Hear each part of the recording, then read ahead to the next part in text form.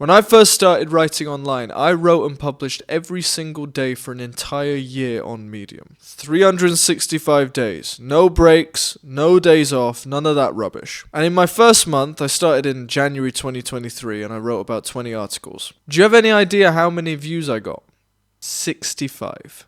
Not per post, not per week, 65 total. From writing 20 articles. But the weirdest part about all this is, I felt great. I wasn't obsessing over views. I wasn't comparing myself to anyone else because frankly I wasn't reading anyone else. I was just writing every single day. And I was having a blast doing it. I was living in blissful ignorance and loving every single second of it.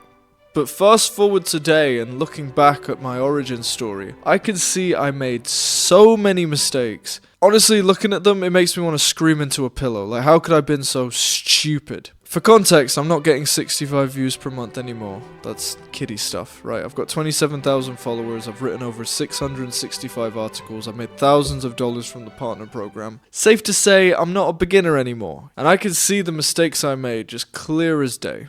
So, if you're new to writing and no one's reading what you've written, chances are you're making these mistakes. So let me share them with you so you can avoid them moving into the future. So the first issue we need to talk about involves identity. And no, don't worry, we're not getting into any bullshit political debates here. And please do not let that word intimidate you, okay?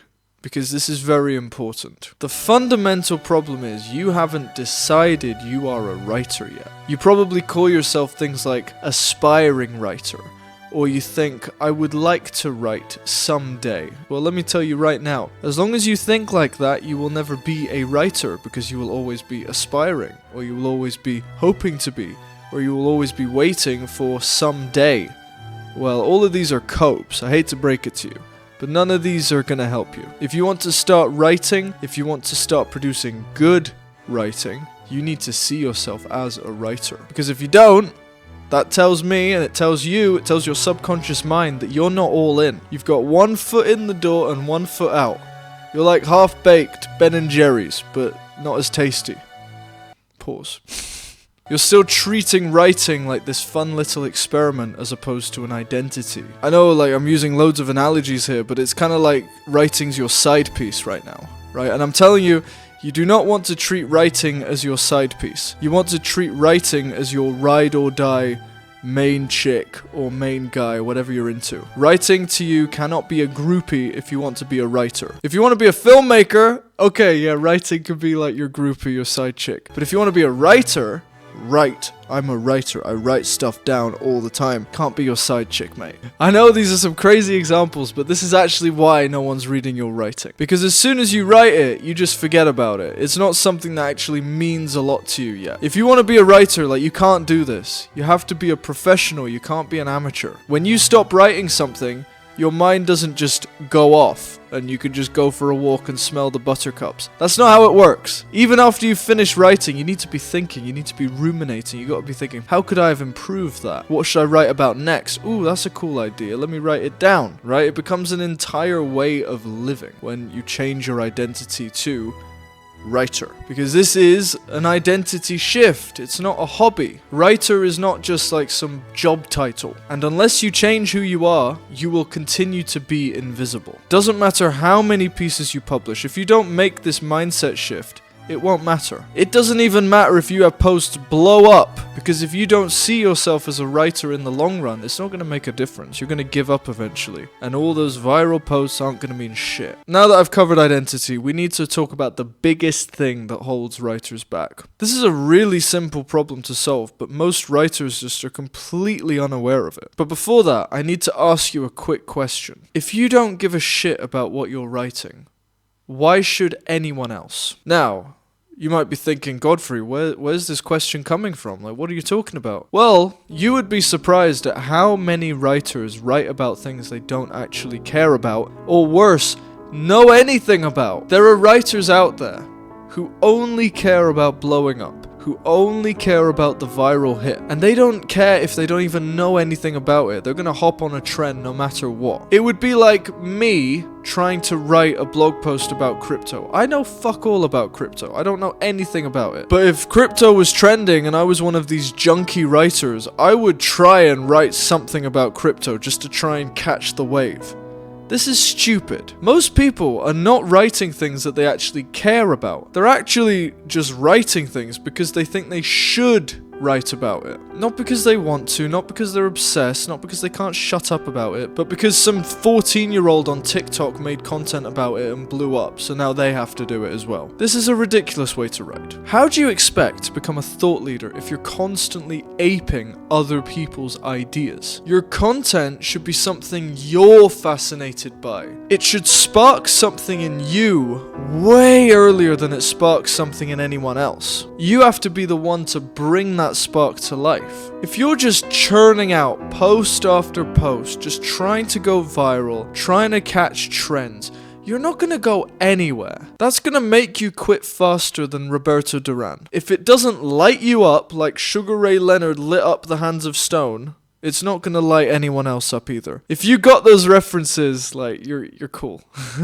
Alright, let's address the quick fix to that simple problem I mentioned a few moments ago. If you fix this, a lot of your writing will fall into place and you'll just magically have readers showing up to read your stuff. And it's this: write like you've got balls. And no, I don't mean testicles, I mean balls. There's a difference. Ladies can have balls, whereas guys can lack balls, even if they have testicles. This is getting weird now. In other words, conviction. The simple fix that would solve a lot of problems for writers is to change the tone of how they write, to write with conviction instead of uncertainty. For example, if you're constantly writing things like, maybe this, perhaps that, possibly this, but I'm not quite sure. Stop. Just stop doing that immediately. Replace that uncertainty, that small dick energy, as some of these crass influencers would say, and replace it with, it's this, it's that, and that's the way it is. That's conviction. Can you already spot the massive difference in tone? The massive difference in perceived confidence and authoritativeness. And if you combine this with actually writing about things you care about and know about, then you've got the perfect recipe. If you're afraid of being wrong, don't worry, it doesn't matter if you're wrong. All that matters is you believe in what you're saying. 99.9% of people are wrong about everything. Very few of us are actually enlightened. Everyone else is wrong. Just start writing with conviction and start saying things with your chest, as they say in the NBA. Even if you're wrong in the eyes of many people, just say it with conviction anyway. Because conviction is the thing that draws readers in, and it's the thing that makes them trust you. When they can see that you believe in something, that reassures them. That subconsciously tells them that they're in safe hands. It tells them that you're confident. It signals that you know what you're talking about. It says he's experienced. If you don't have this, it makes your writing just a lot less attractive to potential readers. Next, I need to blow your mind and reveal a very deep secret to you that you may not have realized. Readers are selfish. Not because they're bad or evil or anything, but because they're human. And newsflash, you are extremely selfish as well, just as I am. Unless you're enlightened, you're selfish, and by being selfish, you are wrong. Do you see how all of these threads connect together? Anyway, just know that it's okay that you're wrong. It's okay that you're selfish. I'm not saying you're a bad person for being selfish. In fact, it's actually a very good thing to know. Since we are selfish bastards, we know that our readers are also going to be selfish bastards. So, what do we do with this knowledge? Well, we write things for them. We write in a way that appeals to their interests, their selfish interests. The acronym I want you to remember is WIIFM. It stands for What's in it for me? Always keep this question in mind when you're creating content. And it's not what's in it for you, it's what's in it for me, as in the reader is thinking that when they are reading your post, whether they're aware of it or not. because they're selfish. Because I'm really sorry to say this to you, but I need to tell you the truth. Readers online do not care about you at all. In fact, I'll go a step further and say that they hate you until you can prove yourself otherwise. When they click on your post to read, they are not clicking for you. They don't care about you. They are clicking for themselves. All they're asking is, what's in it for me? If your headline doesn't answer that question, they're not going to read it. If your hook isn't relevant to their problem or their situation, they're not going to read it. If the piece of content does not solve something that they're dealing with in their life, they're not going to read it. Your job as the writer, as the person who's aware of this psychological bias, is to give them a reason to care. Not to beg for attention, not to run around like a headless chicken chasing the algorithm, but to solve their problems so they keep coming back for more and they start seeing you as the solution to their problems. Even though you're not technically making content for them, you're framing every piece of content you make as something that they can benefit from. Right, I'm about to talk about one of the most important and overlooked things that's keeping you back from writing good things online. It's got nothing to do with technique, it's got nothing to do with your voice, it's got nothing to do with style. It's not some secret tactic that's been hidden under the Rosetta Stone that's gonna get you 1 million followers with just a few sentences. It's something way more fundamental than all of that. Something timeless that you'll be able to hang your hat on forever. But before revealing what that is, we need to first talk about personality. More specifically, how your writing lacks it. Look, if you try to write properly, if you try to play it safe, if you don't try and rock the boat, your writing is going to be so boring. If you're afraid of making like a tiny grammatical error and having some cringe lord on LinkedIn call you out for it, you're behaving like a cowardly AI. You're just a weak robot, and no one wants to read a weak robot. Great writing has a pulse. It's funny. It's weird. It's different. It's memorable. In Seth Godin's terms, it's remarkable, as in, when you read it, you remark about it, you tell your friends about it, you tell your family about it. That's what good writing does. Bad writing does not do that because it's just nothing. It's just ugh. Great writing feels alive. When you're writing things, you don't want it to sound like a compliance checklist or like a health and safety survey. Readers want to feel like they're being spoken to by a real human being, not RoboCop. Although that movie is really cool. Now, let me just get to the timeless wisdom I teased you with earlier, because it's not fair me telling you I'm going to reveal this stuff and then I just don't do it. So here it is. No one tells you this, but writing is like a mirror. And right now, your mirror is just a foggy mess. You can't see anything. It's just condensed. Someone in your house has just had like a super hot shower and you cannot see anything in the mirror. Now, I know this sounds weird, but just let me explain. The reason your mirror is so foggy is because you're not taking care of yourself. You're not learning. You're not exploring. You're not trying new things. You're not curious about weird and different things. You're just doing the exact same things day in and day out, expecting something to change. You haven't overcome any fears or challenged any of your beliefs. You're scrolling on social media. You're consuming shit content. You're eating fake food. You're barely sleeping. You're indulging in instant addictions that just make you feel worse after you've engaged in them. And yet you wonder why your brain doesn't want to do any work. It blows my mind. Most people who say they want to be writers don't even read. Do you know how stupid that is? How do you expect your writing to feel alive if you yourself feel fucking dead inside?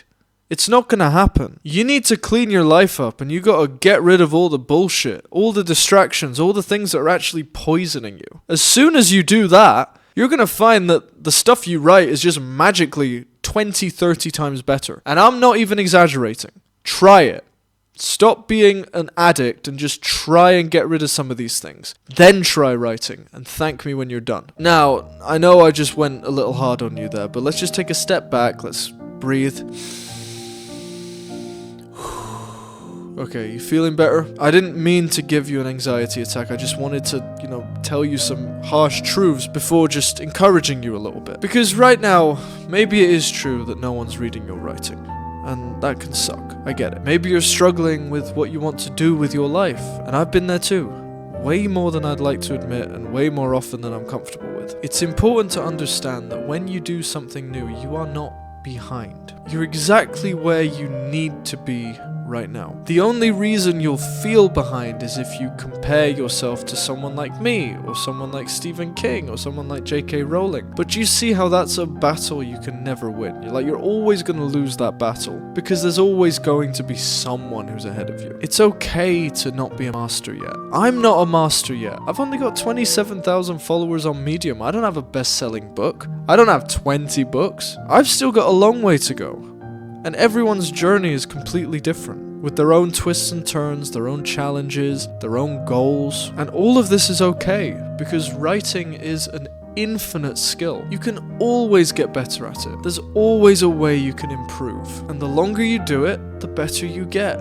It's the world's most straightforward formula. It's kind of weird, but although we learned how to write at school, I think going through school was probably one of the worst things that could have happened to us as writers. Because although we did learn all the basics, and I am very grateful, as you should be as well, for learning how to write, they also taught us a lot of stuff that just doesn't work in a lot of the real world. Think about how comfortable most people are with writing. They don't see it as this thing that they can get better at. Most people think that they're already masters because they spent so long doing it at school. But whenever these people try and actually write online, or in the real world, trying to communicate with people, maybe if they want to try and write sales copy, and they write like they were taught at school, they're not going to get any results. And that could be very difficult for people to accept. At school, we were just writing to pass tests, but those tests aren't the same tests we have in the real world. As soon as you start writing online, you'll realize that writing to be read is a completely different beast. It takes reps, it takes pain, it takes struggle, it takes clarity. But on the bright side, at least you don't have to learn how to write from scratch, so that's good. That would be a nightmare. Really think about it. Imagine if you had to start writing online and you didn't have the years of schooling that we were all blessed to have. All you have to do is unlearn a lot of the impractical stuff that school taught you. In other words, how to write like yourself and not to pass a test. That's when people will read your work, because that's when people know you're legit. That's when people trust you and your voice. And at that point, not even the algorithm gods will be able to ignore you. Click the first link in the description if you want to become a magnetic writer and master the psychology behind writing. Click the second link in the description if you're serious about becoming a digital writer in 2025 and want to start building your audience online as well as earning an income. And if you like this video, I think you'll like this next one where I break down the perfect posting schedule. I'll see you there. Bye-bye.